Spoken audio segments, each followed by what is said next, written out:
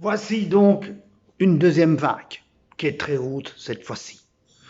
Chaque pays d'Europe a joué sa carte personnelle et individuelle.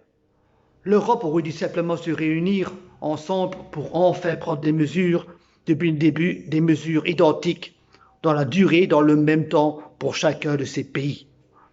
Non, ils ne l'ont pas fait. Le résultat, il est là. On aurait dû demander tout simplement un confinement total lors de cette nouvelle crise.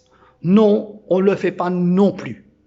On voulait simplement préserver l'économie, mais l'Europe, elle, aurait pu très bien se rassembler et faire un fonds commun pour aider l'économie et répartir l'ensemble de ce fonds sur l'ensemble de tous les pays. Ça aurait été largement équitable et ça aurait été mieux équilibré pour tout le monde. Mais non. Pourtant, ils l'ont fait en 2008 lors de la crise financière et aidé les banques. Ça, c'est sûr, on aide les riches. Mais dans toutes ces mesures aussi qui ont été annoncées hier, il n'y a pas une seule, je dis bien pas une seule, qui indique qu'on ne peut pas partir en vacances lors de la Toussaint. Étonnant, vous ne trouvez pas? Alors, préparez vos bagages, car de chez vous au cimetière, il n'y a pas beaucoup de distance.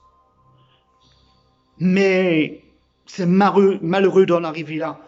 Quand vous pensez que lors de la culture, que tout le monde préparait des petits spectacles à 400 personnes, et puis qu'au subitement qu'on interdit et qu'on limite le nombre à 200, comment voulez-vous faire à la dernière minute réorganiser et restructurer tous les spectacles qui étaient en cours ces derniers jours et ce week-end-ci?